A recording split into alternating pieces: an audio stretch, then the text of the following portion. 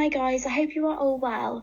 I just thought I would attach these slides to our Google Classroom area with a voiceover from me in order to support you with your revision for the upcoming exam, which is of course English Language Paper 2, that will take place on Monday the 12th of June and will have a non-fiction focus. So you will be expected to both read and write non-fiction texts. In addition to these slides and in addition to the resources that I shared last week, I have also attached a multitude of staff-made papers in order to support you even further. You are going to do amazingly well and are extremely capable, so please use these resources to guide your revision. The more you read and write, the more prepared you will be. And of course, you deserve to go into that exam and showcase everything that you can do. In the upcoming slides, I will walk through the different sections of the exam, so what to expect, the approaches you should take, and the assessment objectives you will be marked against. I hope this is useful, but if any of you have any further questions, please do comment below and I will answer you as soon as I can. Happy revising! Okay, so let's begin to look at Section A, the reading section of the exam. In this section, you will have 1 hour to read 2 texts, one from the 21st century, the new text, and one from the 19th century, the old text. You'll be expected to answer 6 questions in this time, and there will be 40 marks in total. Now, unlike paper 1, where you only focus on one text for the full set of questions, you'll be expected to demonstrate your understanding of 2 texts from different centuries. Helpfully, the exam board follow the same structure every year. So before we begin to look at each question in closer detail, let's take a look at the practical steps you should take in this section as a whole. Now, before we do this, I just want to make you aware that if you are unsure of which text is which, please don't panic. Read the information on the question paper thoroughly. Eduqas, before asking you the questions, directs you to read certain texts with the specified titles. So make sure that the text that you're answering those questions on correlates with the title stated above the question. So let's have a look at the steps you should take. So the structure is as follows. Question 1 and 2 will always be on the 21st century text, and they will always be a retrieval and a how question. So what should you do when you're answering these questions? Now, I would, first of all, look at those 2 questions in an exclusive manner. So before looking at the rest of the questions, just focus on those 2. Decode them, pull them apart, make sure that you know what you're looking for. Then I would go through and read the 21st century text only, for now. This will save you lots of time because you may be able to find key pieces of information that are relevant on your first read. Then I would spend some time finding the relevant information for each text and answering the questions, and we will of course go through the steps that you should take for each one. Then, of course, you have question 3 and 4 once you've answered question 1 and 2, and this will be on the 19th century text, so on the older text in the 1800s, and it will be a retrieval and an evaluate. Of course, you should follow the same steps, but this time read the 19th century text in order to get that information. Then find relevant information and answer the questions. Then you have questions 5 and 6, where you will be expected to balance information from both texts. And these are, of course, your short compare and your long compare. You would have already read those texts and will already be familiar with them. So making sure that you are spending time looking for information on both texts. Of course, I will go through each question and how to answer them in more detail. But I just wanted to give you an overview to make you feel confident with the structure.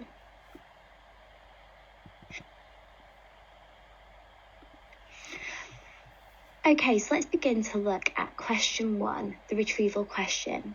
In this question, you'll be expected to retrieve key pieces of information from the text in a similar way in which a golden retriever will retrieve sticks in a park, for example. Now, it is 3 marks in total. You'll be spending 5 minutes on this, and please make sure that you are clock watching throughout this exam. It will be 1 mark per piece of information. Often this takes form of 3 directed questions, but it can also be a question asking for 2 or 3 pieces of information. Easy way around this, look at how many marks that question is worth, and that is how many pieces of information you should give. Just state the answer, you don't need to explain here, but you must be specific. Let's look at the example questions. So in the example question here, it states, read the newspaper article Knockout Punch in the separate resource material. So it's directing you to the 21st century text. Then, of course, you'll be asked the 3 questions. How old was Mark Poulton when he watched his first Punch and Judy show? Where did Mark Poulton perform his first summer season? And when did Mark Poulton announce that he might stop performing? Now, as you see, each question here is worth 1 mark, so the exam board is looking for 1 answer. There may be more than 1 right answer, however, so choose 1 if that is the case. If we look closer at question A, this demonstrates how important it is to be specific, and I've included the mark scheme below. If you just stated 5, for example, for question A, in the mark scheme it states 5 years old, the examiner may be hesitant to give you a mark because it could be 5 hours, 5 days, 5 months, and so on. So please make sure that wherever you can be as specific as you can. That is the retrieval question. In summary, it is a really simple question to answer, but hopefully this gives you some guidance. Now let's begin to look at question 2, the how question, still focusing on the 21st century text, the new text. Now it is 10 marks in total, so you should be spending 15 minutes on this question. Please make sure that you are strict with yourself in terms of the timings, so make sure that you have time to access the full range of marks available for this paper. Now, for this question, there is 1 mark per accurate quote and inference. Please ensure that the quotes that you select fully illustrate your idea. Yes, you are against the clock, but if you are overly selective with your quote, you run the risk of it not fully demonstrating your idea. Range is key for this, so making sure we are selecting quotes from the beginning, middle and end. It's not like question 1 where you're only focusing on a specific part of the text. Now you should be aiming for 6 to 8 quotes in this time. Of course, if you have more time and you're really quick, you can, of course, add more. No zooms in this question. This is not literature. Literature has gone. Unless you are doing it at A level, you will not be expected to zoom again. Now, the sentence starters you should be using for this question are the writer says, drop in your quote, this shows, spit back the question, because. Of course, your explanation, the because here, is what carries your mark, so please make sure you are always explaining your ideas. Now let's have a look at the question here. So how does the writer try to show that Mark Poulton loves his work as a Punch and Judy man? Now, when decoding this, you would know that you are looking for 6 to 8 quotes which show that he loves his work. That is part of the question you will spit back. However, if there is a 2-part question indicated by the use of the word and, it may be best to split your explanations and your quotes into 2 a 2-part focus. For example, exciting and dramatic. You might want to find 3 to 4 quotes which show that the text is exciting and 3 that show that it is dramatic. Looking at the mark scheme, you will see here that there's always a lot you can say. This is why it's important to spread your quotes across the text so you don't end up including 2 quotes that are next to each other that show the same idea or the same bullet point. Now, we have gone through question 2 and question 1 in some detail. I would recommend for your revision to use some of the example papers that I have given you and have a look through question 2 and 1 for one of those and try and answer those questions using the advice that I have given and your walkthrough to help you. I will see you in 20 minutes.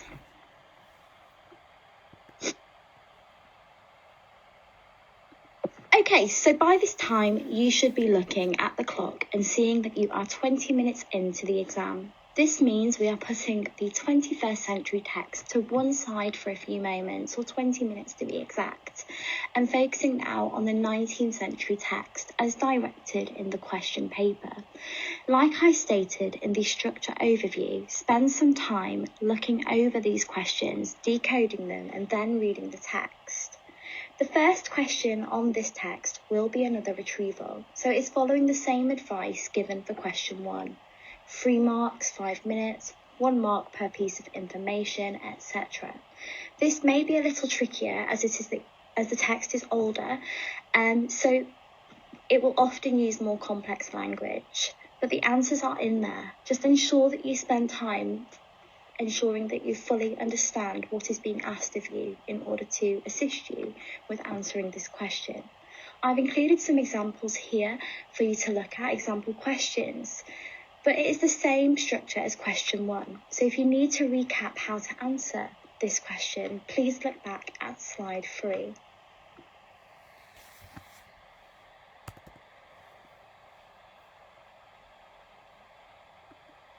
Now that you are 25 minutes into the exam, you should be moving on to question 4, the evaluate question. This question shares some similarities with the how question, but there are also some differences to consider.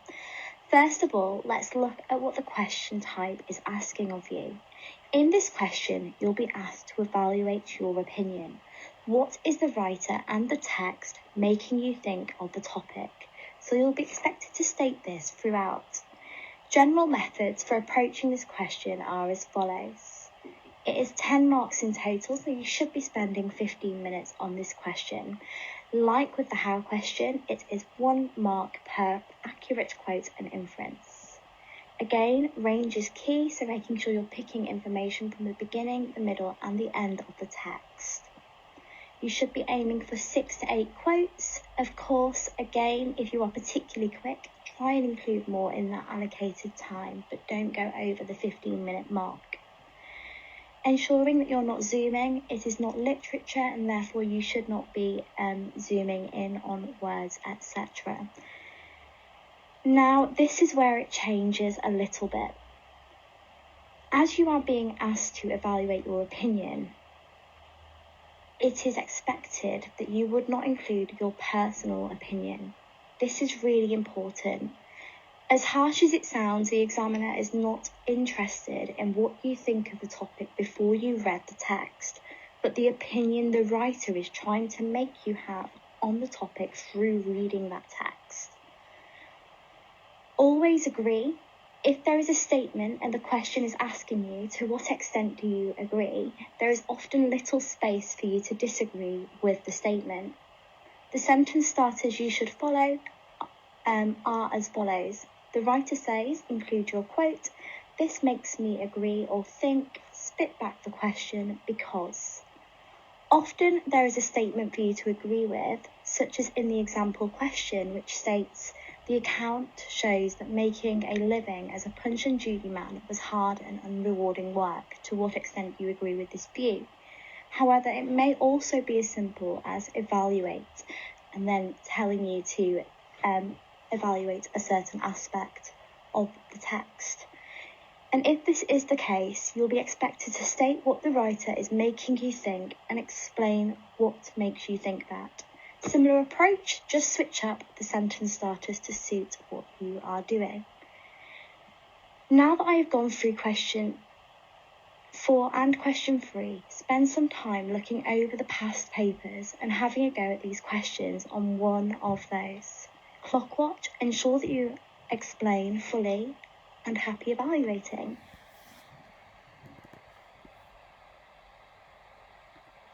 We have now read both texts and come to the final 20 minutes of the reading section. This is where you'll be expected to compare the texts, which essentially means balance information from both.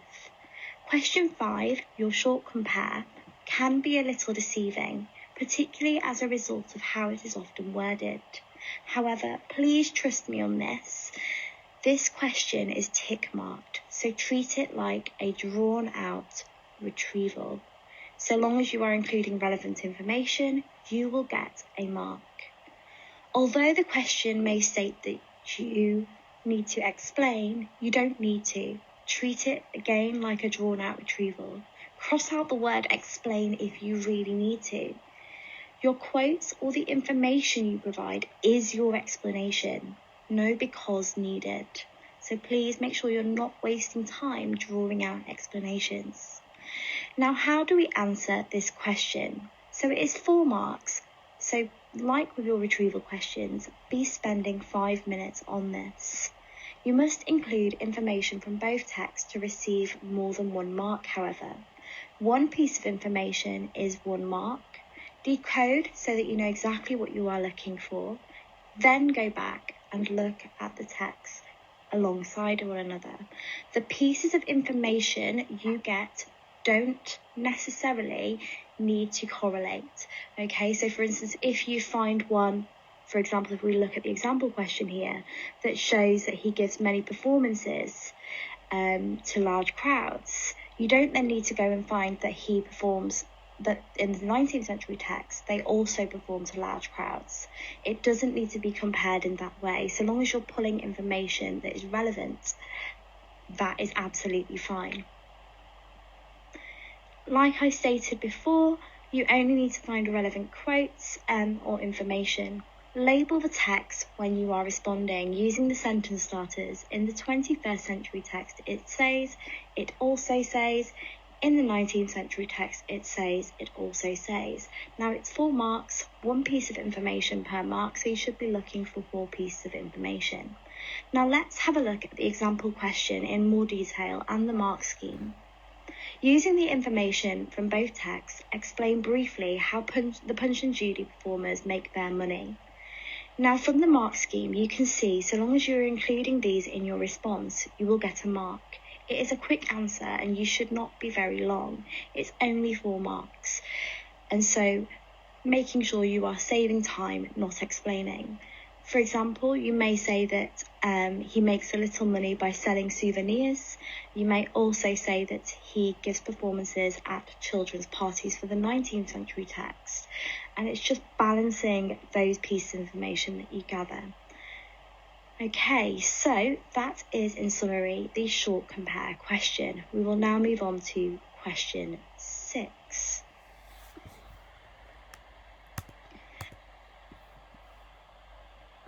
Now we are on to the last question of section A. Yay, you've made it. This is your long compare. Now, I would like you to quickly skim through the information in the blue box. I will, of course, go through this, but I would firstly like to address something before I do. So I'm going to give you this time just to quickly skim over the information. Now, I would like to direct you to the question for this part before I go on and explain how you answer it. So both of these texts are about men who work as Punch and Judy performers. Compare the impressions the Punch and Judy men give of the children who have watched their performances and how they create these impressions.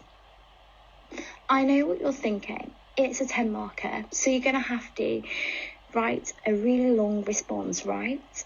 Wrong. If we look at the mark scheme, you will see that each bullet point from the question is separately marked. You get 6 marks for the first bullet point and 4 marks for the second. This is where I will need you to trust me again. The first bullet point is asking you to answer the question in a similar way to question 5, balancing that information. The second bullet point is where it gets trickier and more time consuming. Therefore, I would like you to aim for the 6 marks here. the easier part and cross out the second bullet point. Don't attempt it. I would rather you save time here. Of course, it's 15 minutes to do this question, and therefore allowing you to access the 40 marks available for section B, then go for 4 marks on this question. If you get an extra few minutes from this, from not attempting the second bullet point, why not spend that time checking your whack in section B or including another quote for the previous 10 markers? So, lecture over, let's see how to approach the first bullet point of this question. Now again, as stated, it is 10 marks, so you would be allocated 15 minutes to answer this question. You must include information from both texts to receive more than 2 marks. One piece of information is 1 mark. Decode so that you know what you are looking for. Skim the text to find the information. Make sure you're crossing out that second bullet point. Like I said, don't attempt it. It's too time consuming, and I would rather you spend that time that you gain elsewhere. Find 3 pieces of information from each text, and then go through using the sentence starters as follows, labelling the text. In the 21st century text, it says, however, in the 19th century text, it says, and repeat that 3 times. As you will see, it is similar to question 5, but try to include a comparative connective this time. You are, of course, aiming for 6 pieces of information, so 3 from each, if you can. Now that I have talked you through the compare questions, go back to your practice paper and spend 20 minutes answering both question 5 and 6 using this information that I have given you. Stay with me afterwards, and once you are done, I will talk you through section B. Happy comparing!